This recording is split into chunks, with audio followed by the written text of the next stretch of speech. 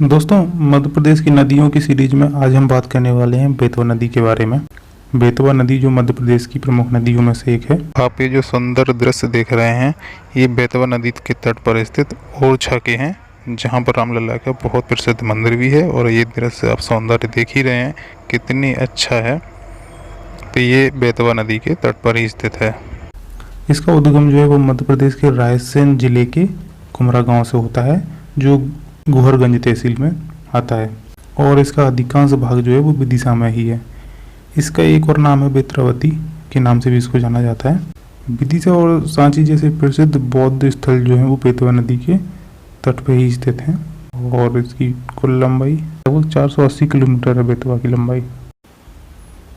बेतवा पूर्वी मालवा के अधिकांश जल को लेकर उत्तर पूर्वी दिशा में भोपाल, निवाड़ी, टीकमगढ़ से होते हुए झांसी, जालौन उत्तर प्रदेश में प्रवेश कर जाती है और यहाँ पर बहती है। ये मध्य प्रदेश में मुख्य जीवनदायिनी का काम करती है।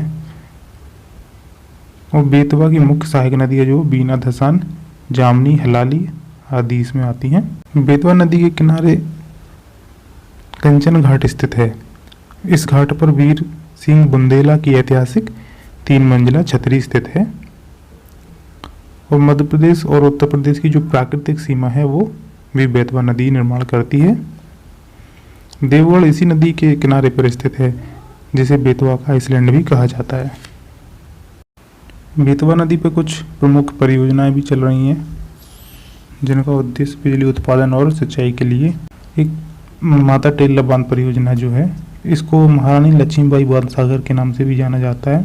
ये जो परियोजना है वो बेतवा नदी पर बिजली उत्पादन एवं सिंचाई के कामों के लिए प्रयोग होती है। दूसरी ये भांडन है परियोजना।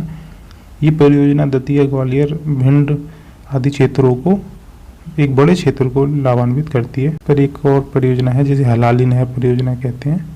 ये रायसेन और विदिशा जिले को लाभान्वित करती है। इसकी जो प्रमुख सहायक नदियां हैं वो बीना और धसान हैं, जो दाहिनी ओर से मिलती हैं, जबकि सिंधु बाईं ओर से मिलती है। बीना नदी सागर जिले के पास एक ऊंचा खड़ा जलप्रपात बनाती है, जिसे भालकुंड प्रपात के नाम से जाना जाता है। इसकी जो ऊंचाई है वो 38 मीटर है। और प्रदूषण के मामले में बेतवा को मध्य प्रदेश की गंगा कहते हैं। बेतवा केन लिंक परियोजना जो है भारत की पहली नदी जोड़ने वाली परियोजना है, जिसमें कि बेतवा और केन को जोड़ा गया है, आपस में इनकी पानी को जोड़ा गया है।